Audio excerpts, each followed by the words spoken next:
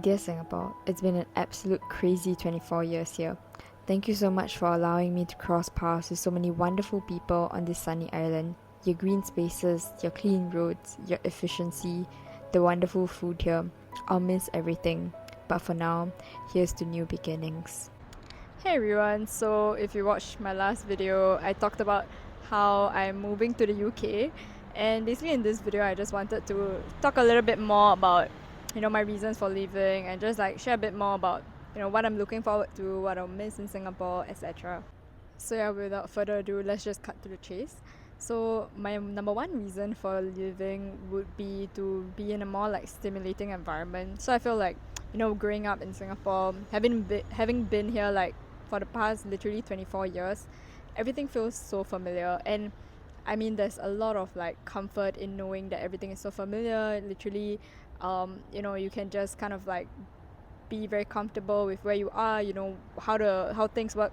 To be honest, I don't know entirely how everything works, but figuring out things is like one thing, and then being an expert in it is another thing. So it's great that I'm comfortable, but I don't exactly like this sense of like comfort. Lol. Basically, I just kind of want to be more stimulated by my environment. I found myself to be like almost in an autopilot for the past literally don't know how many years, and I didn't really realize it. But when I went on like a holiday a while back, maybe about like 3 months back, and then I came back, I just realized like how I move in on autopilot mode all the time, because I'm just way too familiar with how Singapore is like. And that honestly is kind of scary, because there's no sense of like excitement. And of course it's fun to be out with friends and all, but ultimately nothing really sparks that much joy. Like it's the same old places, and it's not like you move to the east or west and everything is like that entirely different. And for those of my friends who know me, lol, they would know that I've always wanted to move overseas. And yeah, I've always said that I want to move overseas, but honestly I never expected it to be so soon. So just it's quite crazy in that sense. But overall, like, I think the kind of like the craving for a more stimulating environment, somewhere that I'm not familiar with, the sense of like excitement to explore my surroundings, trying to figure everything out. All of this is what is ultimately, led me to my decision to move. Okay, maybe it'll be more exciting if I just walk around and do this. So, I guess first of all, let me just share some thoughts I have about migrating in general. So, as some of you would know, I'm a proud child of an immigrant. So, I'm Bangladeshi, and my parents moved from Bangladesh about 25 or 26 years ago. So, about I think like 2 years before I was born. So, I was born and raised in Singapore, and essentially like my dad moved here, and then like together with my mom. And it's really amazing how they figured everything out in a country they knew so little about, and not forgetting like they don't even know the language that well. So I think that that in itself is pretty crazy. And what I'm doing is probably nothing compared to like what they did to kind of move from their literal homeland to a country that they don't even speak English that well. So in comparison, like what I'm doing is really little. So yeah, I guess because my parents have done this, I don't really feel like migrating is such a huge thing. Like I don't place as much of an importance on like, oh, I'm leaving everything I know behind and it's going to be impossible to build up your life, because I know it's possible. And like my parents are like my role models for that reason. Of course, like we have a lot more advantages because we have access to like internet and we know how things work. We can so easily like hit up people, figure out how things are. But compared to like our parents who didn't really have that kind of luxury, to have like people that they knew in the country and people that they could really like rely on to figure things out. So I think that's like the main differences. But I think that because of that, this whole idea of like starting afresh, kind of moving to a new country and starting everything from zero, that's something that has always been super attractive to me. And maybe it's in my blood, that I want to do that as well. I want to like start kind of like from zero, have nothing in that place, figure everything out on my own, and build out like a life out of nothing in that sense. Okay, so maybe let's talk about the things I'll miss. So, first of all, I will miss like being familiar with the surroundings, although that's kind of like what I'm running away from. Second, I'll miss the safety and efficiency of this place, which is also like a result of how Singapore works. Because it's so efficient, because it's so like safe, I guess, you know, you can like literally go home quite late at night, you'll be fine. Um, and then, but you know, it's a result of like how everything is structured here. People kind of like follow like a fixed path, and I guess in general, there's just not a lot of crime and shit. Yeah, which is of course like, you know, trade-offs, but I think like it's kind of time for me to explore a bit more, and I don't mind like, of course, you know, trade-offs, but again, I'm really looking forward to like an entire new experience and figuring things out. Okay, secondly, I'm gonna miss my friends for sure. You know, that's the biggest thing about moving. Like all your friends, all these people who know you since like forever, they are all here, and I know a lot of my friends like want to move, so it's only a matter of time. But still, you know, you're leaving everything behind. All these people know you so well, and then you're moving to like another place where you kind of have to like you know, go out of your way to make new friends. Like they're not gonna like dance at your doorstep, you know. But that's kind of it. Yeah, you know, all the familiarity, the people like who knew you through like school, and all these are quite like, I guess, organic spaces. It's not like you have to actively keep like trying to meet up and stuff like that. But you know, when you're an adult and you're trying to make friends, it's a lot more like, okay, I have to make plans with them, and you have to kind of like create the experience. You have to set aside time for that.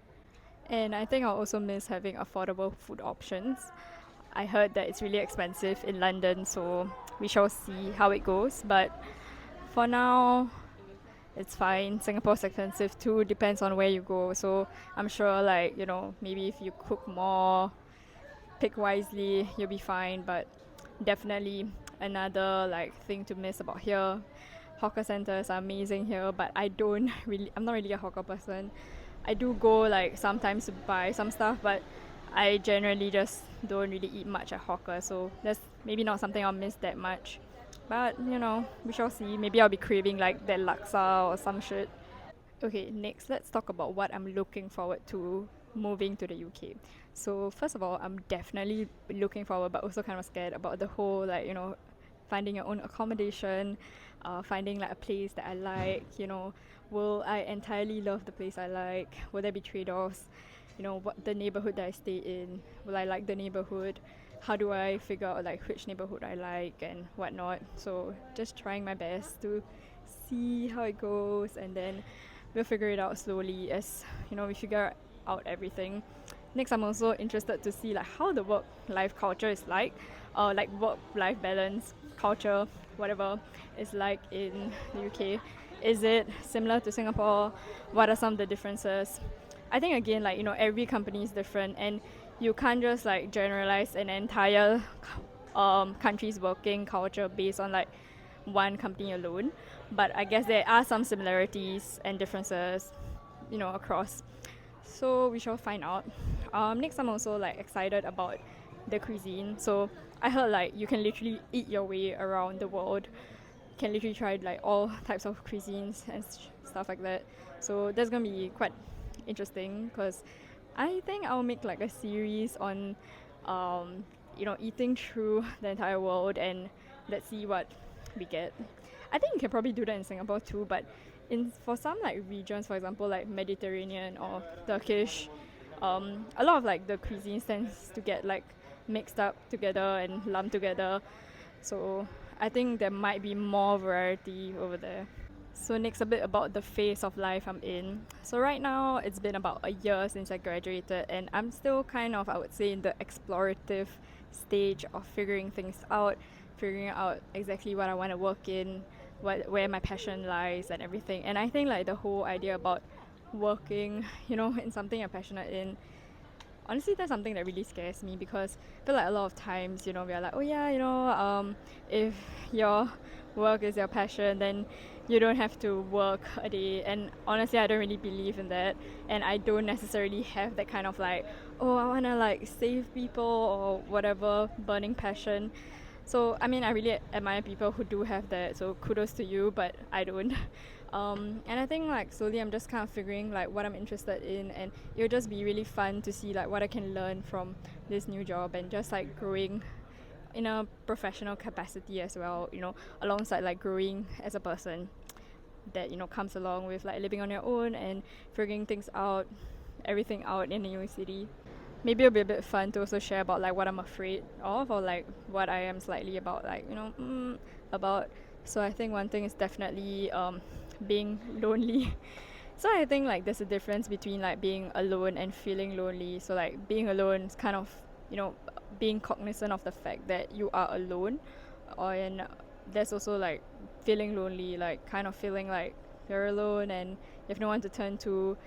And a lot of times like we can feel lonely even though we're surrounded by different people. So I think I'm really going to try my best to like keep in touch with like all my family and friends, and yeah, like even though like we might be living far apart, we still like are updated about each other's lives. And even if we are not like always updated, I think I'll always remember that they care for me and I care for them. So that's something that I am kind of, I guess like it'll be interesting to see how it turns out, how relations are affected by your move to a different country. When it's no longer as easy to meet up, like do you still kind of feel close, or how does the relationship change with that?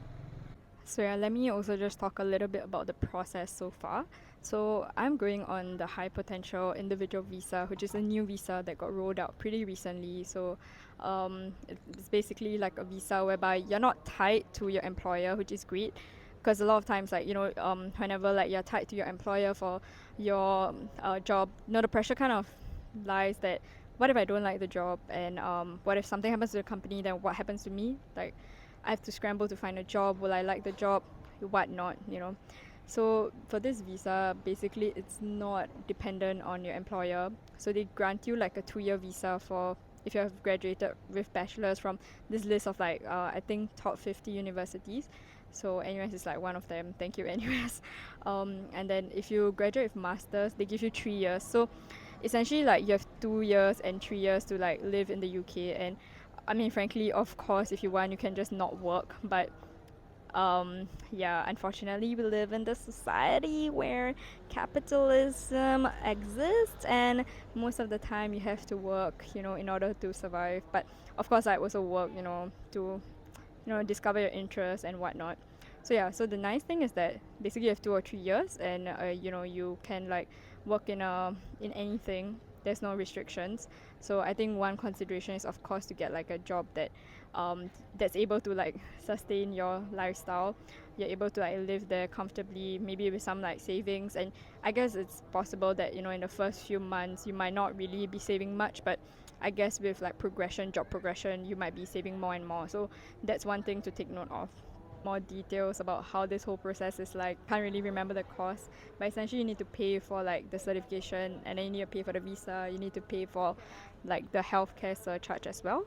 And yeah, that's pretty much most of the payments you need to do. So that's it. Thanks so much for watching, and I'm definitely looking forward to sharing more content from UK and exploring the city and life in general.